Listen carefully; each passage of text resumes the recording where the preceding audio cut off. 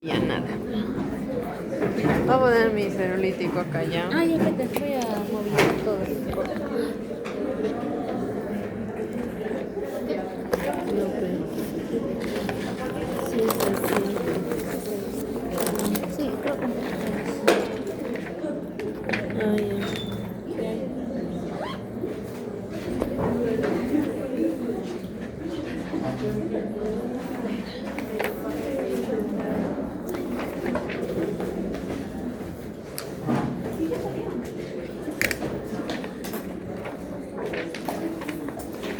Ya listo, doctores, vamos a empezar ya. Disculpen la tardanza, es salir tarde del trabajo. El tema que vamos a desarrollar ahora es neumonía, ¿listo? Neumonía que vamos a definir lentamente aquellas infecciones del parénquima pulmonar, ¿no es cierto? Entonces, si es que yo tengo afectación de bronquios, ¿será neumonía? No, ¿no es cierto? Sería una bronquitis, ¿no es cierto? Entonces, si es que hay afectación de la tráquea, sería una traqueitis, ¿no es cierto? Pero netamente nos vamos a evocar a neumonías cuando va a haber afectación del parénquima, en este caso pulmonar, ¿no es cierto? Va a haber, en este caso, alteraciones consolidados que pueden provocar, en este caso, dificultad respiratoria, ¿no? ¿Aló? Límpiame.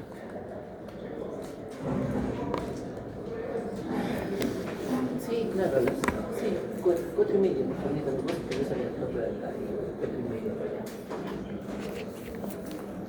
Depende, pues, depende qué es.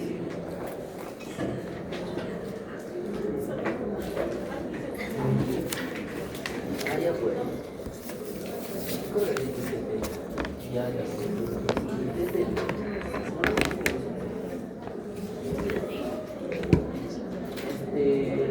no sé si es que se no con ustedes pueden dar ya veas después, ya viste, tú no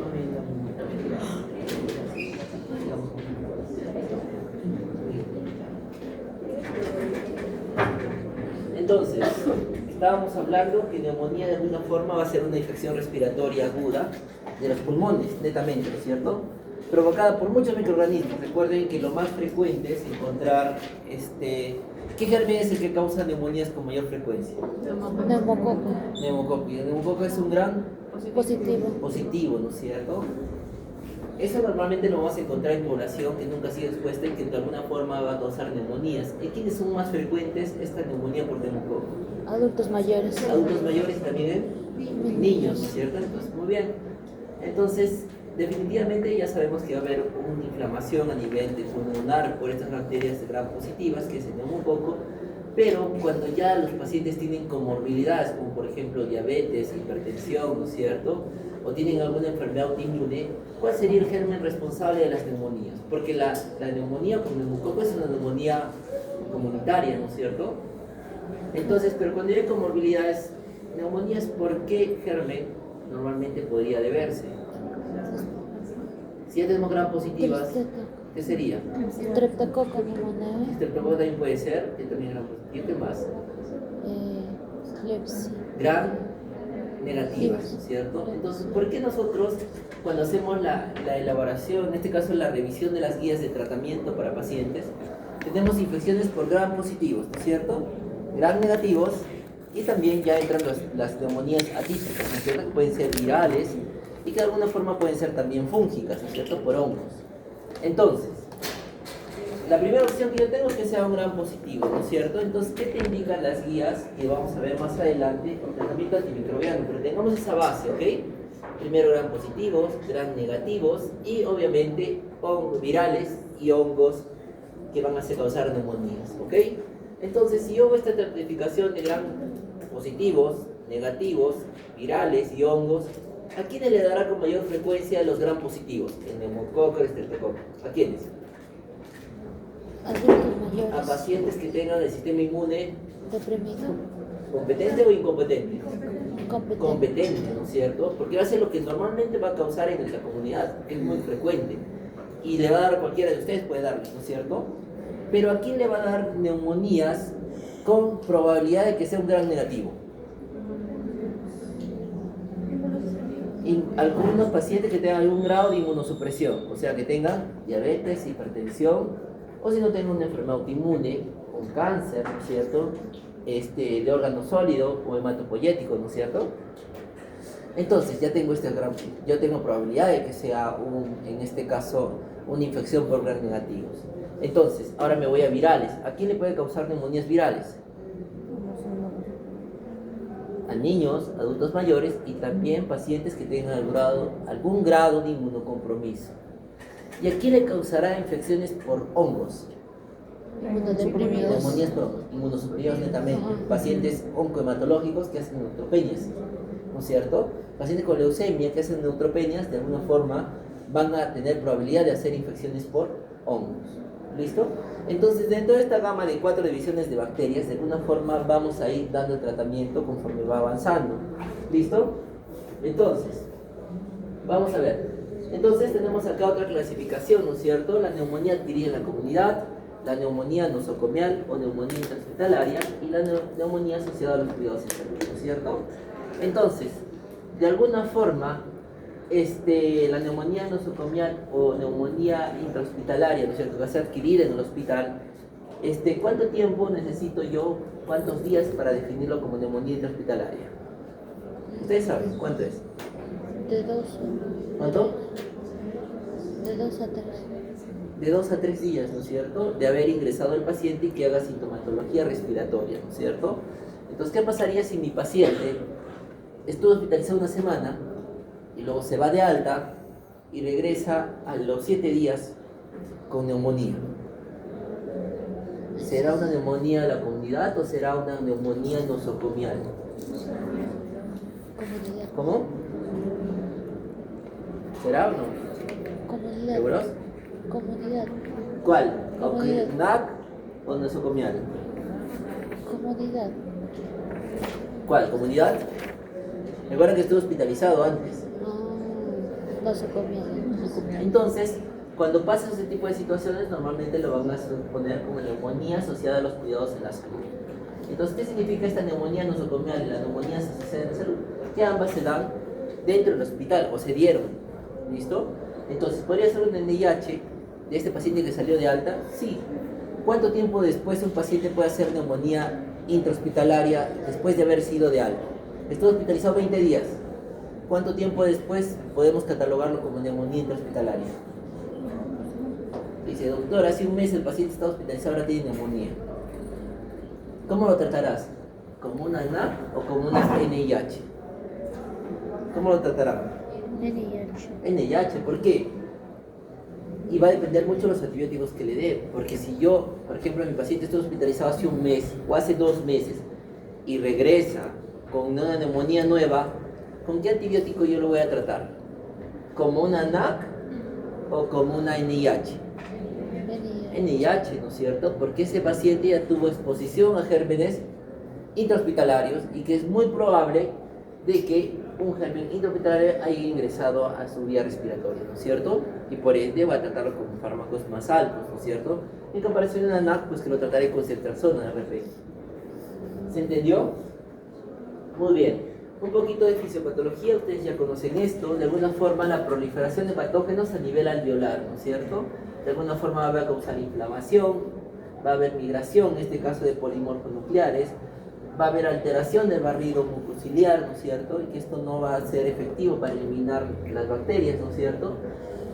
Y que de alguna forma de neumonías, en este caso, puede llegar, en este caso, bacterias al torrente sanguíneo y causar diseminación hematógena y causar bacteriemias en pacientes que tengan netamente alteración del sistema inmunológico, ¿no? Porque no va a haber esta barrera para controlar, la bacteria puede ingresar en cualquier momento. ¿Listo? Muy bien. Entonces, vamos a ver que de alguna forma, cuando ingresen los patógenos al alveolo, pues van a provocar, en este caso, la respuesta inflamatoria que les mencioné, y que de alguna forma, mediante interleuquinas, que ya son las que ustedes conocen, interleuquina 1, 8, 6, ¿no es cierto? O la 10, que es mediadora de fiebre, ¿no es cierto? Van a provocar leucocitosis, y obviamente, ¿quiénes van a ser los mayor alterados? Los alveolos, ¿no es cierto? Los alveolos van a tener alteración y que de alguna forma va a tener inflamación y por ende salida de líquido a los niveles de los alvéolos. Entonces, al no haber, este es un alvéolo limpio y este es un alvéolo congestionado. Entonces, ¿cómo pasará el oxígeno acá? ¿Normal o disminuido? Disminuido o no pasa, ¿no es cierto? Entonces, por eso que nosotros cuando tenemos consolidados al hacer el examen físico, vamos a evaluar a nuestro paciente y ¿qué van a decir? Murmullo vesicular disminuido. ¿Por qué? Porque va a haber, en este caso, van a estar congestionados esos alvéolos, ¿cierto? Por este material exudativo, producto de la inflamación que va a haber dentro del alvéolo por presencia de las bacterias. ¿Listo? Muy bien. Entonces, muy bien. Entonces, la neumonía es causada aproximadamente por 3.2 millones de muertes anualmente a nivel global. Por eso es que definitivamente hay estrategias para vacunación en pacientes adultos mayores, en niños, pacientes inmunosuprimidos y también, obviamente, me refiero a vacunas contra neumococo, influenza o de algunas virales que en algún momento se colocaron, ¿no? Como por ejemplo la del COVID. Vamos, entonces vamos a hablar netamente de la neumonía adquirida en la comunidad, ¿no es cierto? Aquellas patologías que va a afectar el parénquima pulmonar y que pues va a ser de pacientes que vienen de la comunidad. ¿Y qué hablamos de pacientes que vienen de la comunidad? ¿Cuál va a ser su germen más frecuente? Gérmenes comunes, gram positivos, ¿no es cierto? Muy bien, entonces, factores de riesgo para que mi paciente pueda complicarse con una neumonía adquirida en la comunidad. La edad avanzada, ¿no es cierto? Que mi paciente tenga alteración de la conciencia, aumentan el riesgo de la neumonía por aspiración también, que puede venir de la comunidad con neumonía aspirativa, comorbilidades que tengan ya factores de riesgo propios del pulmón, abuso de tabaco y alcohol, hacinamiento y bajo nivel económico, ¿no es cierto? De que el paciente haya tenido infecciones virales pulmonares, sí puede condicionar a que esta infección viral trasloque hacia una infección bacteriana. ¿Listo? Entonces, hay en este caso estudios que nos ayuden a hacer el diagnóstico, por ejemplo, de una neumonía por estreptococo. ¿Sí? ¿Cuál? ¿Se diagnostican normalmente las neumonías adquiridas en la comunidad? ¿Se hace aislamiento por cultivo de neumococo, estreptococo? No, ¿no es cierto? No se hace. Porque obviamente va a ser el germen más frecuente y cualquier antibiótico lo va a matar. El problema sería cuando ya hay otro tipo de bacterias que son de algún grado resistentes y que pueden ingresar a la vía respiratoria, ¿no es cierto? Entonces, generalmente el agente organismo causal no es identificado. ¿Por qué? Porque es muy frecuente, es muy común y obviamente las técnicas de cultivo van a ser muy sensibles y puede salir cualquier cosa. O sea, no necesariamente vamos a poderlo identificar. ¿Listo? Como ya hablamos, estreptococo neumonía es la etiología más común, pero en este caso ya se coloca la vacuna antineumocócica, ¿no es cierto? Entonces, y también la vacuna contra influenza, y eso ya lo hablamos. Entonces, el tipo, si hablamos de etiología, de alguna forma vamos a tener bacterias típicas, como le mencioné, y también bacterias atípicas, y que de alguna forma van a diferir un poco el tratamiento que yo voy a dar, ¿no es cierto? Si es que yo pienso en neumonías atípicas, como hablamos, estreptococo, Anopheles influenzae, Mozzarella catarrhalis y Staphylococcus aureus, ¿no es cierto? Entonces, cuando son típicas, significa que yo puedo tratarlo con un antibiótico común, ¿no es cierto? Si es que yo tengo mi paciente, y que vamos a ver más adelante, si el paciente no tiene comorbilidades, no usa oxígeno, solo tuvo fiebre, tos, y no les diagnostican que tiene una neumonía, pues, ¿qué antibiótico le van a dar en este caso? Sin comorbilidades, un paciente joven, tiene 28 años. ¿Qué antibiótico lo tratan? Si es una neumonía. ¿Qué dicen las recomendaciones? Si estamos hablando que son gram positivos y que vienen de la comunidad, ¿tendrán algún patrón de resistencia? No. La guía de ITSA indica que nosotros podemos tratar a estos pacientes con ampicilina, ¿no es cierto? Si es que son ambulatorios. O si no, dar amoxicilina, ¿no es cierto?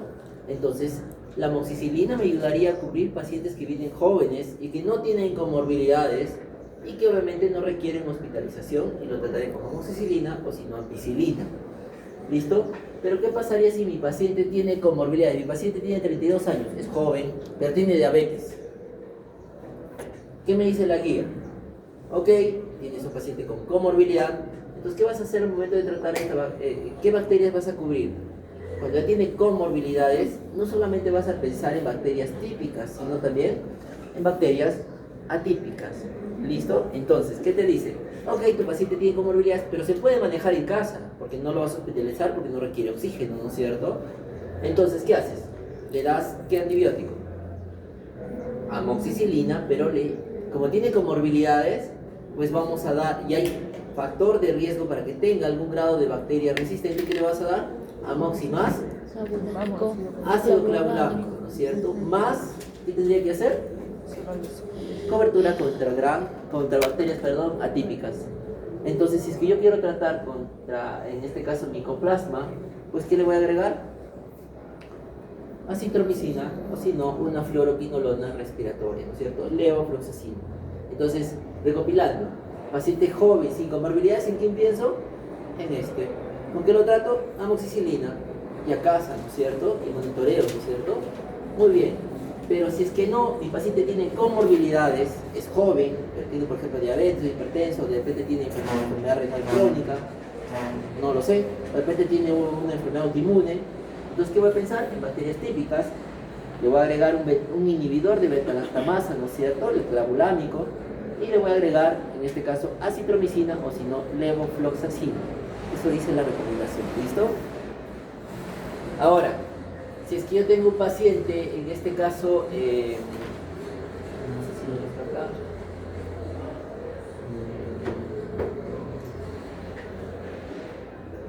¿Qué pasaría si yo tengo un paciente? Ok, estos pacientes eran sanos, ¿no es cierto? En cierta manera, eran jóvenes, uno sin comorbilidades y otro con comorbilidades. Entonces, ¿qué pasaría si me viene un paciente abuelito que tiene diabetes, hipertensión y que de alguna forma yo decido hospitalizar? Necesito oxígeno. ¿Lo hospitalizo? Sí, ¿no es cierto? Más adelante vamos a ver la escala para poder definir si el paciente necesita hospitalización. Ok, lo hospitalizo. Entonces, ¿en qué gérmenes voy a pensar en este abuelito? Igual, bacterias típicas, más atípicas, ¿no es cierto? Entonces, pero mi paciente hospitalizado, ¿lo trataré con amoxiclavulámico? No. ¿Qué antibiótico le ponemos? Un beta-lactámico, endovenoso. ¿Cuál sería? De lo que normalmente utilizan. ¿Cómo? No, menos no. Ceftriaxona. Dice, dale ceftriaxona, un beta-lactámico más un fármaco que te cubra neumonías atípicas, ¿no es cierto? Entonces, acitromicina o levofloxacina, ¿no es cierto? Y tu paciente está hospitalizado, ¿no es cierto? Ahora, ¿qué pasaría si mi paciente es por ejemplo, joven, sin comorbilidades y le falta oxígeno, necesita oxígeno? ¿Qué hacen? ¿Lo hospitalizan o lo mandan a su casa? Lo hospitalizan. Como ya requiere oxígeno, ¿con qué antibiótico lo van a tratar?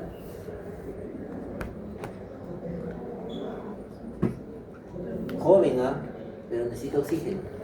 ¿Con qué lo tratan? Como un beta-lactámico, ceftriaxona. Pero ya no cubro neumonías atípicas. Solo lo va a cubrir en pacientes con comorbilidades hospitalizados. Entonces tengo dos tipos de pacientes hospitalizados. El joven sin comorbilidades, que necesita hospitalizarse, y el abuelito con comorbilidades, que también necesita hospitalizarse. A este lo trato con ceftriaxona o beta-lactámico, ¿no es cierto? Y a este de acá, que tiene comorbilidades, pues lo trataré con otro beta-lactámico que es ceftriaxona, más acitromicina o levofloxacina. ¿Se entendió? Muy bien. Entonces, eso les voy a preguntar a mis niños que den examen conmigo. ¿Cuál es el tratamiento de pacientes con comorbilidades, sin comorbilidades, hospitalizados y no hospitalizados? ¿Listo? Fácil, ¿no es cierto? Muy bien. Entonces, tenemos que pensar también en neumonías por virus respiratorios, sí, ¿no es cierto? Entonces, ¿cuáles van a ser? Influenza A B, rinovirus, para influenza, adenovirus, virus respiratorio, metaneumovirus y coronavirus, ¿no es cierto? Que eso ya pasamos un montón, ya conocen bien cómo son esas neumonías, ¿no es cierto? Entonces, que de alguna forma nosotros vamos a ver que estas infecciones virales, ¿cómo yo la voy a diferenciar de las infecciones bacterianas? ¿Cómo va a ser la afectación pulmonar? ¿Cómo ayudaría para diferenciar esta de la bacteriana? Una viral de bacteriana.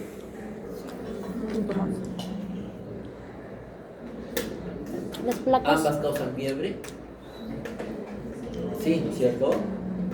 Ambas causan dificultad respiratoria. Sí. Ambas causan que haya tos productiva. No. ¿Cuál causa tos productiva? La bacteriana. La bacteriana. Y la viral, normalmente es tos seca, que se pueda transformar en una bacteriana y empieza a botar flema, o sea, que sea productiva, sí. Pero hay que vigilar bien al paciente, ¿no es cierto? Entonces, ¿qué más? ¿Qué me diría? Ya tengo una característica. ¿Qué más podría diferenciar entre una neumonía viral versus una neumonía, en este caso, bacteriana? ¿Qué más? ¿Qué dijiste? Placa. La radiografía de tórax, ¿no es cierto? ¿Cómo va a ser mi radiografía de tórax en una neumonía bacteriana? ¿Qué voy a ver? Condensación. Consolidados. Hablamos, ¿no es cierto?, de los alveolos llenitos de material exudativo, ¿no es cierto? ¿Y cómo vamos a ver? Como unas hiperdensidades, ¿no es cierto?, en las placas, y que de alguna forma vamos a llamarlo consolidados, ¿no es cierto? Entonces, ¿y cómo veremos una placa de un paciente con neumonía atípica? No sé si ¿cómo sería?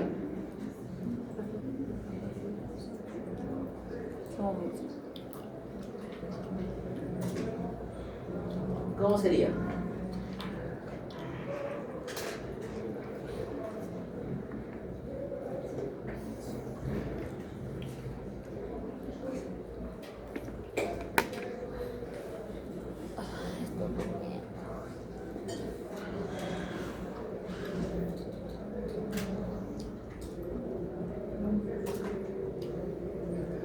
Nada, no me salía.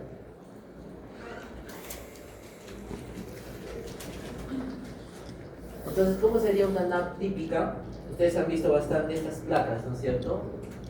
En aquellos pacientes que tienen infiltrados, acá consolidados, ¿no es cierto? Fíjense en esta parte, consolidados. Fíjense que acá tiene consolidado el lóbulo medio, ¿no es cierto?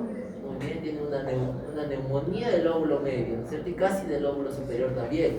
Aquí vean, también tiene una neumonía del lóbulo medio y casi del lóbulo superior, ¿no es cierto? Entonces, igual aquí, fíjense, pero ¿cómo va a ser una neumonía viral? Una neumonía atípica. Porque recuerden que las neumonías atípicas pueden ser bacterianas o virales, ¿no es cierto? Entonces, ¿cómo diferenciar? Todavía no sé. Vamos a ver. ¿Cómo es la neumonía típica? Fíjense, ¿qué hay acá? ¿Qué ven? ¿Qué ven aquí? Los bronquiolos. ¿Qué ven? Casi nada, ¿no? ¿Qué ven aquí?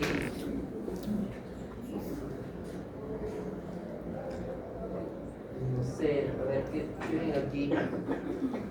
¿Ven algo? Ok, entonces en pacientes que tengan una placa de tórax donde haya consolidados, netamente yo voy a decir que es una neumonía bacteriana. Pero cuando mi paciente tiene dificultad respiratoria, necesita oxígeno, yo tengo una placa de tórax y veo esto, ¿qué significa? Neumonía atípica, ¿no es cierto? Entonces veré sus factores de riesgo, es abuelito, es paciente inmunosuprimido, es paciente con VIH, ¿no es cierto?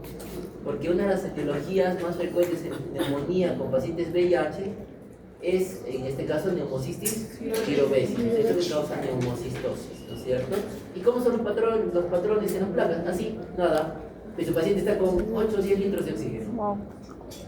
Entonces, fíjense cómo es, ¿no es cierto? Entonces, no hay nada, ¿no es cierto? Y normalmente vamos a ver hiperinflación del tórax, ¿no es cierto? Porque fíjense cómo se horizontalizan las costillas y obviamente es el tórax como el total, pues, como si hubiera insuflado, ¿no es cierto? Entonces, pero ¿cómo será? Ok, ya tengo la diferencia, ¿no es cierto? Entonces, ¿con qué fármacos voy a cubrir este paciente? Si es un abuelito y de repente tengo esta placa y tiene dificultad respiratoria, ¿qué voy a decir? Neumonía típica, ¿no es cierto? ¿Qué voy a hacer? Le voy a instaurar desde el inicio acitromicina o si no, levofloxacino, ¿no es cierto? A mi paciente, ¿no es cierto? Vamos muy bien. Ahora, me echaría a buscar qué tipo de infección es. Sí, porque ya sé que es una típica. Ahora tengo que diferenciar si es que es neumonía, en este caso, perdón, atípica bacteriana o atípica viral, ¿no es cierto? Entonces, ¿qué voy a hacer yo? ¿Qué le voy a pedir? Esputo. Cultivo el puto, me saldrá micoplasma, ¿ustedes creen? ¿Se diagnostica así? Cultivo. ¿Qué puedo pedir? Cultivo. Puede ser, no digo que no, puede ser que salga, pero normalmente no sale. ¿Qué pasaría si yo le pido un IFI de hisopado o si no de aspirado, perdón, sérico? Para medir inmunoglobulinas contra clamidia, contra micoplasma, contra virus incisional respiratorio, contra influenza, A, B, y voy a poder discriminar. Entonces, ¿qué me obliga? Pedir marcadores moleculares, ¿cierto? Para diferenciar si es que es viral o si es que es, en este caso, bacteriana, ¿cierto? Un IFI me va a ayudar con bacterianas y también con virales.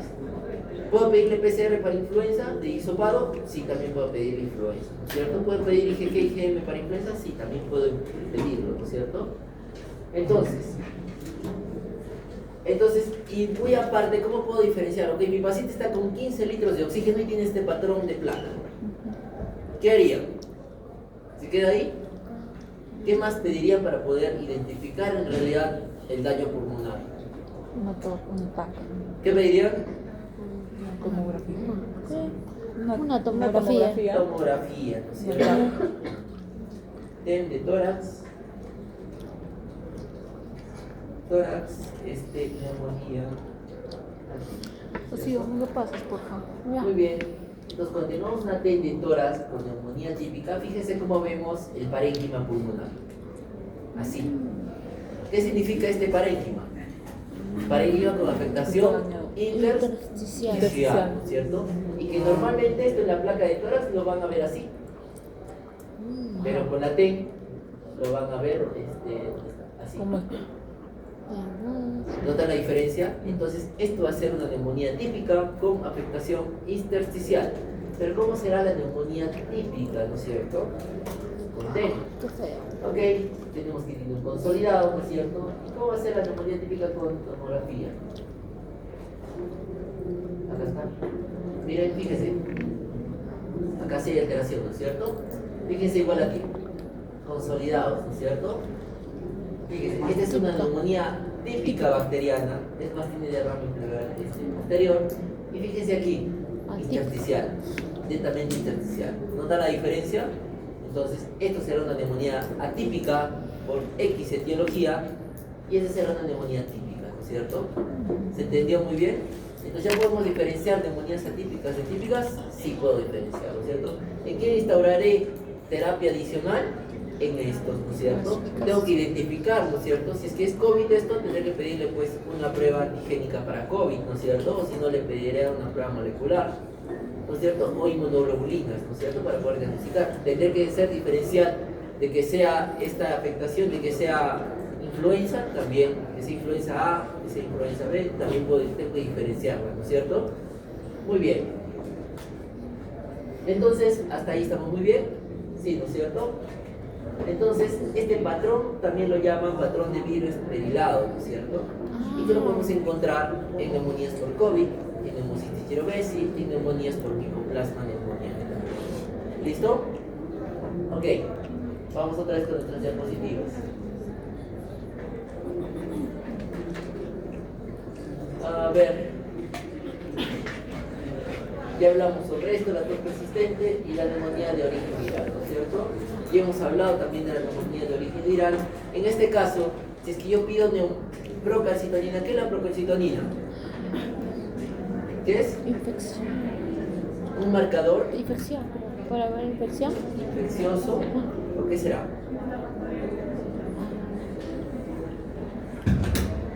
En ciertos casos, ¿qué es la procalcitonina?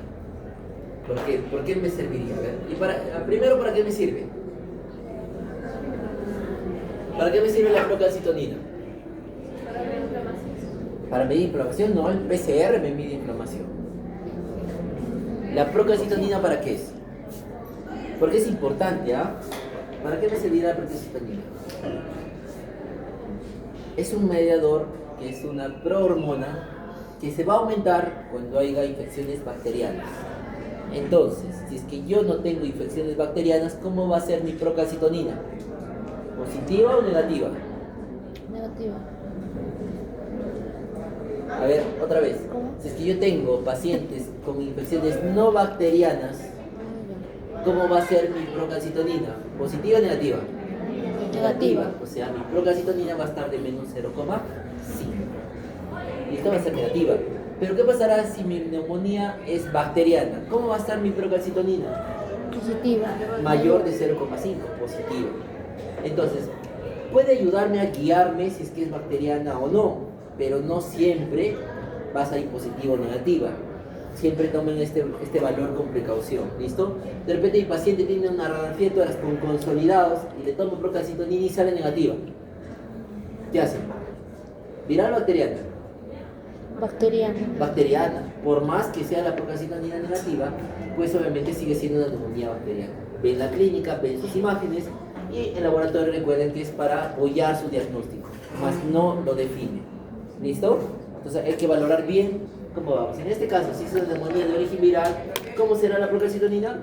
Negativa, ¿no es cierto? Normalmente. Entonces si yo tengo mi patrón, en la radiografía de tórax no veo nada, veo una técnica, veo un patrón de vidrio esmerilado, patrón intersticial, pues, y mi propia negativa, pues diré que es viral, ¿no es cierto? Le pediría las pruebas inmunológicas para poder discriminar si es influenza, COVID, etcétera, ¿no? Muy bien. Entonces, de alguna forma, cuando tengamos neumonías por influenza, es importante hacer siempre el diagnóstico, ¿listo? ¿Por qué? Y el diagnóstico oportuno cuando hay neumonías por influenza. ¿Por qué? ¿Qué dicen las guías cuando tienes una neumonía por influenza? ¿Qué pasa si mi paciente yo no le diagnostico dentro de las primeras 48 horas la neumonía por influenza? ¿Qué pasaría? Aumenta la mortalidad y al 80%. ¿Por qué? Porque si yo no diagnostico esta neumonía antes de los 48 horas, yo no puedo iniciar antivirales. ¿Cuál es el antiviral que puedo utilizar para influenza? Oseltamivir, ¿no es cierto? Y si yo utilizo oseltamivir, pues de alguna forma, netamente yo tengo para utilizarlo hasta 2 días, 48 horas de iniciado el cuadro, para que tenga efecto. Porque si lo inicio después, pues lamentablemente no tiene efecto. Pero si mi paciente está muy mal y detecté al tercer o cuarto día que tiene neumonía por influenza, pues es válido que podamos utilizarlo hasta 5 días, en este caso de iniciado los síntomas.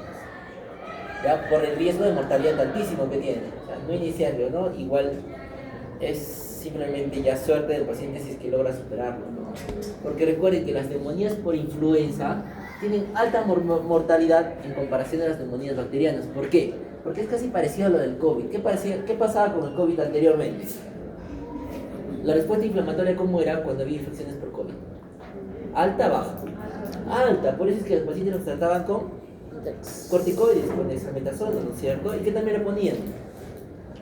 Enoxaparina, ¿no es cierto? Porque aumentaban en este caso los factores inflamatorios y al haber factores inflamatorios aumentados, activaban los mecanismos protrombóticos y por ende el paciente podía hacer coagulación intravascular diseminada, por eso se podía hacer por la inflamación. La influenza hasta ahorita puede provocar cuadros de inflamación o de SID, ¿no es cierto? Elevados. ¿Listo? Entonces, ¿es importante diagnosticarla entre las primeras 48 horas? Sí, porque si es que yo empiezo a dar tratamiento para neumonía como oseltamivir antes de las 48 horas, el éxito de salida de mi paciente pues va a ser bueno, por más grave que esté. Pero sin embargo paso ya 3 o 4 días y no inicié oseltamivir, pues el riesgo de mortalidad se duplica. Si por ende en el inicio, iniciando oseltamivir, la mortalidad era 60%, con inicio de oseltamivir baja a 10% la mortalidad.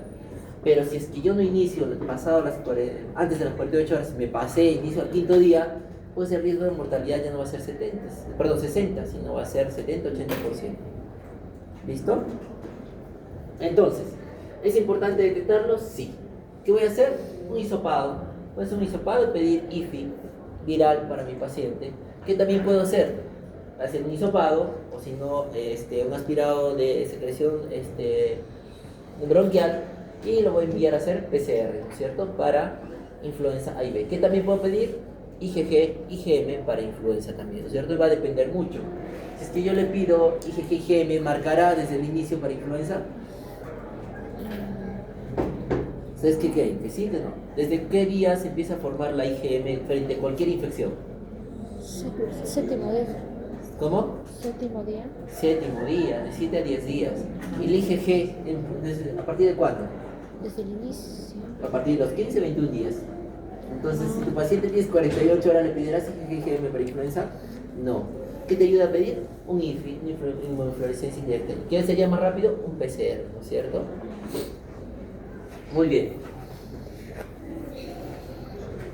Entonces, tenemos aquí que de alguna forma tenemos que tener diagnósticos diferenciales en este tipo de pacientes, ¿no es cierto? Entonces, no solamente van a ser neumonías, estamos hablando de pacientes que no tienen nada en el pulmón, pero ¿qué pasaría si mi paciente ya tiene EPOC?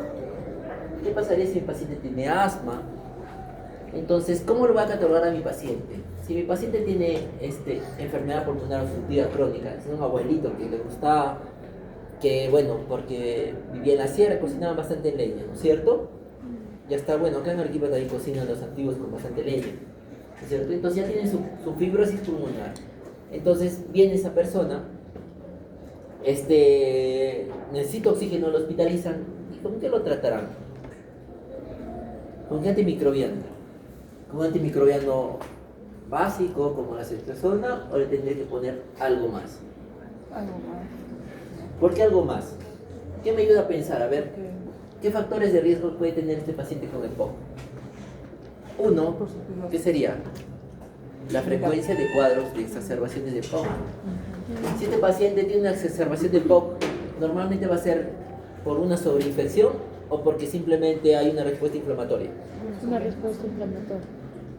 O una sobreinfección. Los pacientes con EPOC se sobreinfectan. Se sobreinfectan.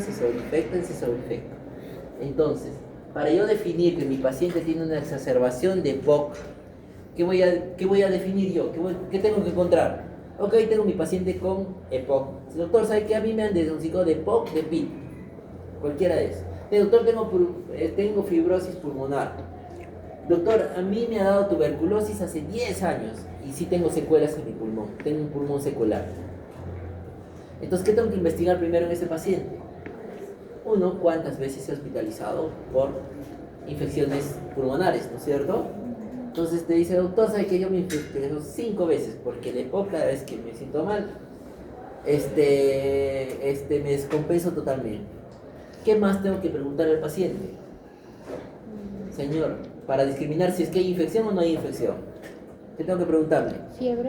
Fiebre, malestar general, ¿qué más? Dificultad respiratoria, aumento de requerimiento de oxígeno. ¿Qué va a pasar con su paciente? ¿Qué va a tener? Doctora, y al ir al baño me canso más de lo normal y estoy con tos.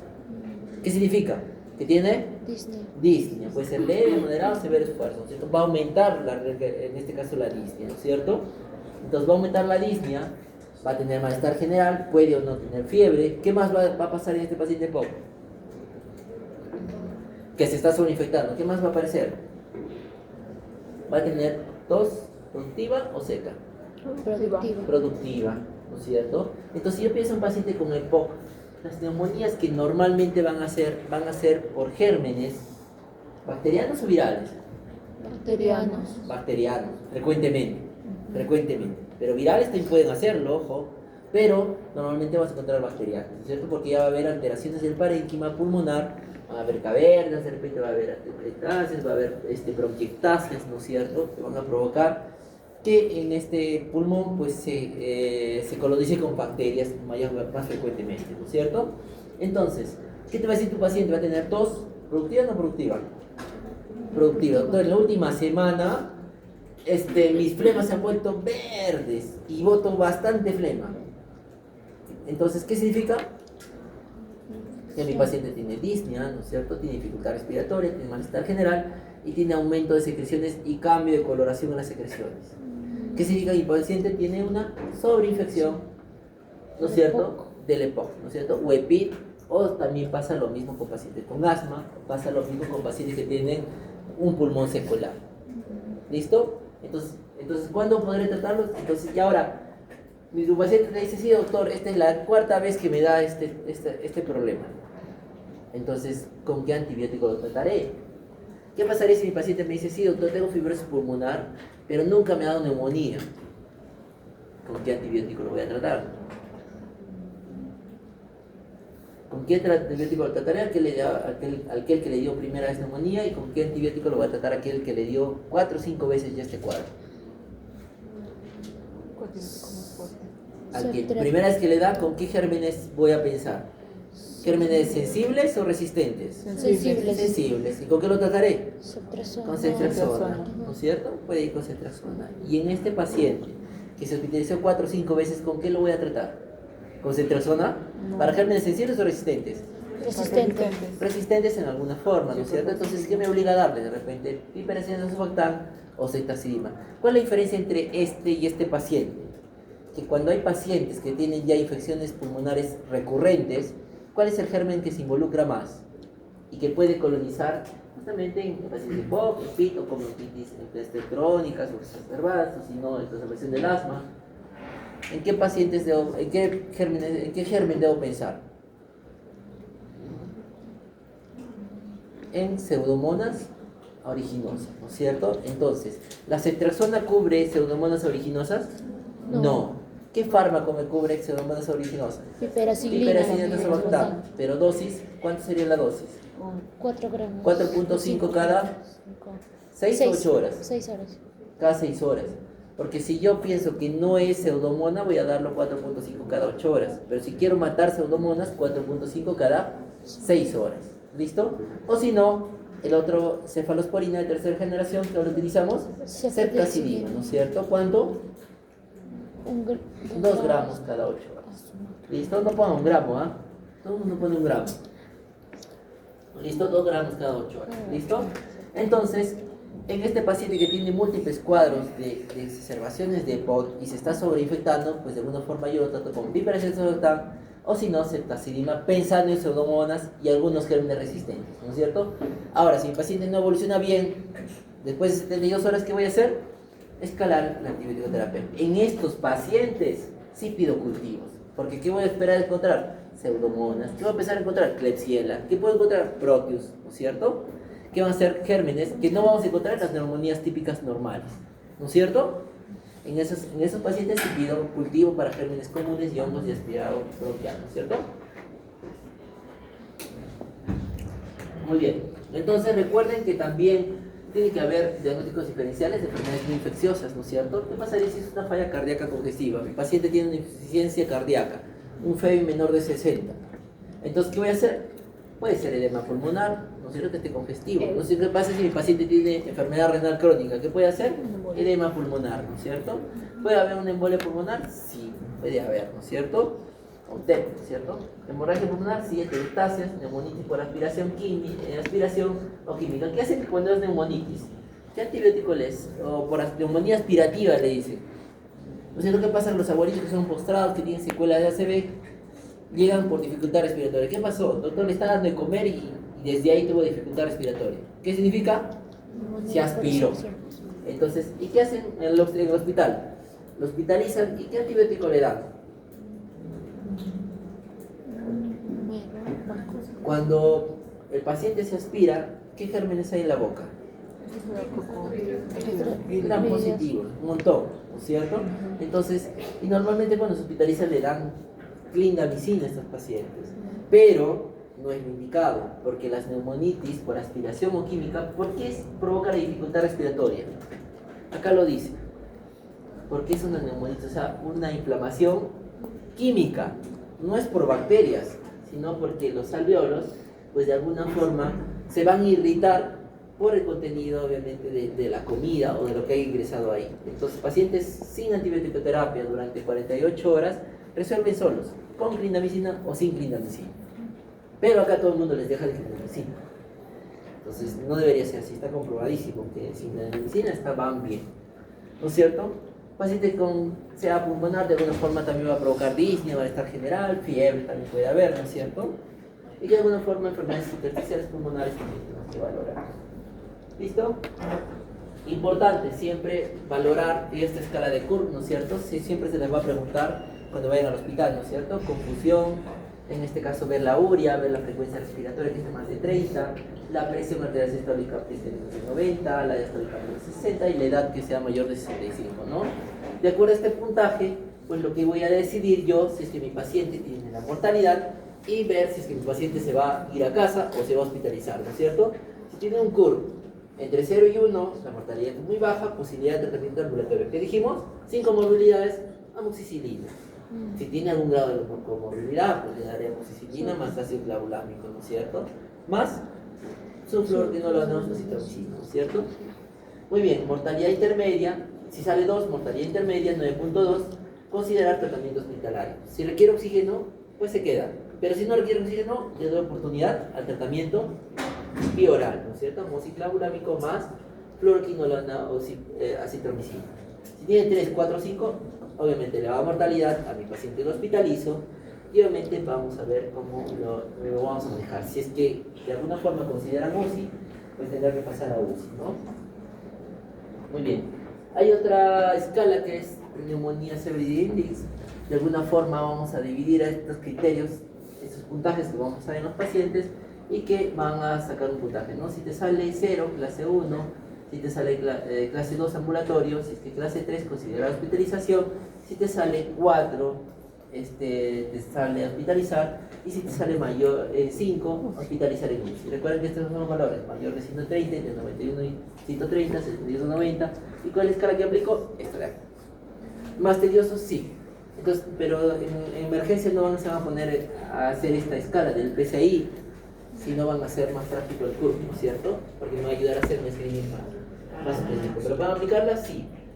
¿Es más específica el PCI? Sí, es más específica. Pero el CUR me ayuda para hacer el screening a dónde va a ir mi paciente, ¿no es cierto? ¿Ok? Diagnóstico. Entonces, ustedes van a estar en la posta, ¿qué le van a aplicar? El CUR. Más fácil. Porque si se pueden hacer el PCI, de repente su paciente ya se queda sin oxígeno, ¿no es cierto? Porque el escala es más grande. Muy bien, el diagnóstico ya hemos hablado hasta el cansancio, de diagnóstico-grafía de tórax, imágenes, ¿no es cierto? Cultivos para identificar el germen, o si no hacer inmunofluorescencia, de decir que quiero algún tipo de germen viral, ¿no es cierto? Y si no, pedirle en este caso tomografías, ¿no es cierto? Para poder valorar el daño, ¿no es cierto? Ya le explicamos estas diferencias, ¿no es cierto? Entre neumonías típicas y atípicas, y que de alguna forma recuerden que el oxígeno será tratamiento o no será tratamiento. Sí, el oxígeno es tratamiento, ¿no es cierto? Entonces, si el paciente está desaturando, pues desde pronto le inicio el oxígeno, porque entre más demore, aumenta la mortalidad de mi paciente, ¿no es cierto? Entonces, vean bien las enfermedades concomitantes. De repente su paciente necesita oxígeno, entonces dice, neumonía. Ok, pero de repente su tiene una insuficiencia cardíaca. Entonces, no saben, de repente su paciente es postrado y de la nada hizo dificultad respiratoria. 10, 15 litros de oxígeno. ¿Qué puede pasar? Que se haya hecho un TEP de repente, ¿no es cierto? Entonces hay que investigar. ¿Listo? Siempre tengan en contexto las comorbilidades del paciente.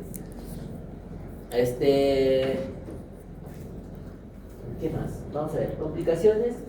Pues de alguna forma cuando haya neumonías puede haber pérdida pleural, empiema, quedarse con abscesos pulmonares o provocar un síndrome de insuficiencia respiratoria del adulto, ¿no?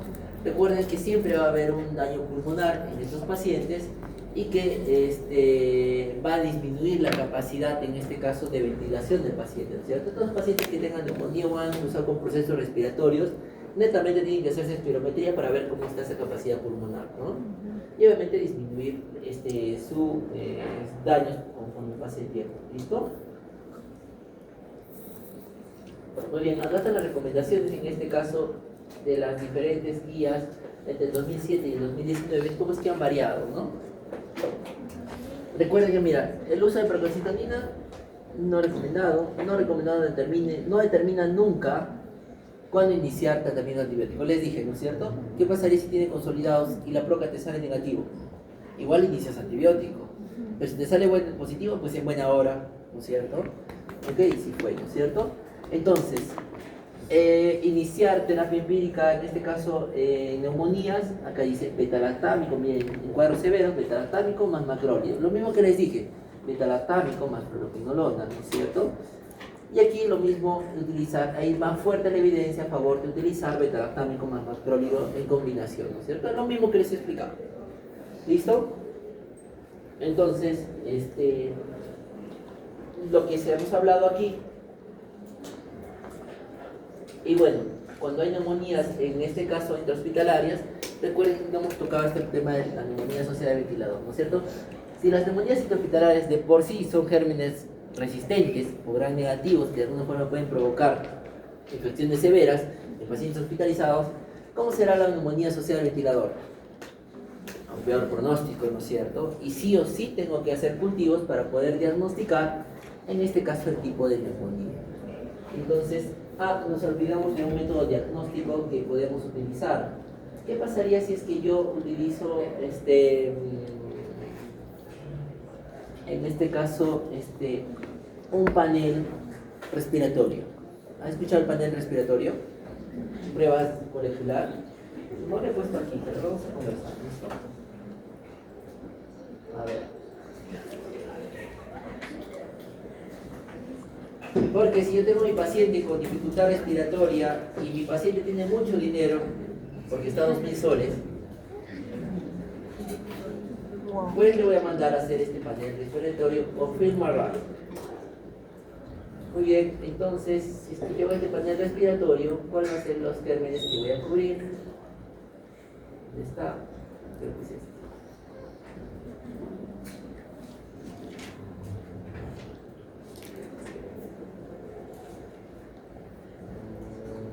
Esta imagen.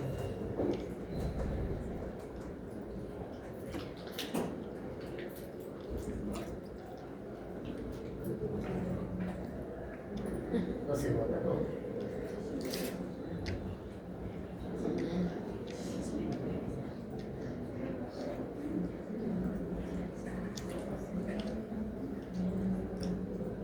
Muy bien, este es un panel respiratorio. Fíjese las bacterias que cubre. Pero obvio, ya está loco. Bacterias resistentes, que sean CAPES con gérmenes de interpretación KPC, MEC-A, van A y B. En este caso KPC es negativas, MEC-A, bacterias gram positivas, y van A-B, en este caso bacterias gram positivas. Entonces, ¿me va a ayudar a identificar estos patrones moleculares de resistencia en bacterias? Sí. Si tengo un paciente con EPOC, que se penetrizó varias veces, o tiene una neumonía asociada al ventilador, o tiene una neumonía intrahospitalaria, ¿me ayudará este panel respiratorio? Porque fíjense qué más hay: enterococo, listeria, estafilococo, aureus, estreptococo galactea, neumonía epiógena. Lo que no podíamos identificar por cultivo, lo podemos identificar aquí en el film array. Bacterias gram negativas, Acinetobacter baumannii, ¿no es cierto? Enterobacterias, Enterobacter coracae, Escherichia coli, Klebsiella, Oxytoca, neumonía y Proteus, Serratia, Haemophilus, Neisseria y Pseudomonas aeruginosa. ¿Listo? Y hongos, fíjense: Candida albicans, Candida lavata, Crusei, Candida paraxylosis, Candida tropicalis, y acá falta, en algunos paneles tiene aspergilosis. ¿Listo? Entonces, si mi paciente tiene dinero, ¿qué voy a hacer? Ok, si está de repente el ventilador mecánico, ¿no es cierto? ¿Qué van a hacer? Van a ingresar una sonda, van a hacer como un lavadito bronquial, sacan muestra y lo envían a analizar. El resultado está en 1 hora y podemos identificar el germen que está causando la infección. ¿De qué me ayuda a detener esto? ¿Qué pasaría si yo identifico que mi paciente tiene una neumonía por estreptococo? ¿Lo trataré con meropenem? No, suficiente de repente con amoxicilina, de repente ampicilina o oxacilina, ¿no es cierto? Entonces, ¿y qué pasaría si tiene mi paciente un Acinetobacter baumannii, XDR? Entonces ya me obliga a mi paciente, y si yo le inicié en este caso a mi paciente meropenem solito, pues el meropenem me cubrirá Acinetobacter baumannii, XDR, no.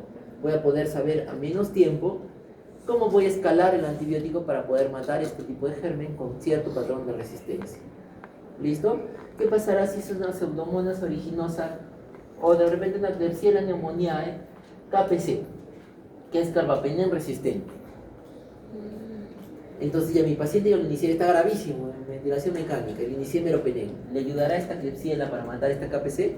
Porque es carbapenémico resistente. ¿Le ayudará? No, porque el meropenem es un carbapenémico. Entonces de alguna forma tengo que buscar alternativas de tratamiento más efectivas, porque si yo no tengo esto, pues tengo que esperar el cultivo, que demora 3 a 5 días, para poder identificar la recién. Entonces 3 días lo voy a tener mi paciente con meropenem, que no evoluciona bien, frente a que si yo le hago este examen, el diagnóstico lo tengo, en la mañana le hice, en la tarde va a tener resultado, entonces yo voy a saber y poder cambiarle el antibiótico para que obviamente pueda tener mayor eficacia, efectividad mi paciente y obviamente cure más rápido, ¿no es cierto? Se dan nota la diferencia entre tratarlo con el antibiótico específico, teniendo el germen aislado correcto, frente a esperar 3 o 5 días para tener este mismo germen, pero maltratado durante 3 o 5 días. ¿Sí? Entonces, ¿ayuda bastante? Sí. Entonces, ¿hay posibilidad de pedirlo? Sí. Entonces, de alguna forma, este panel también hay para virales, el FilmArray. ¿Listo? No lo he visto acá, a ver. No sé si está aquí. Miren, este panel tiene más cosas, ¿no es cierto? Depende del laboratorio, en realidad, qué es lo que va, la prueba molecular, qué es lo que va a detectar, ¿no?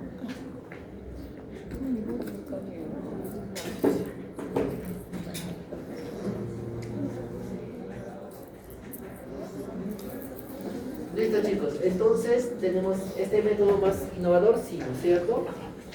Que nos va a ayudar a tratar a nuestros pacientes, sí, y a poder detectar de repente algún tipo de agente MDR que normalmente van a ser las neumonías asociadas al ventilador.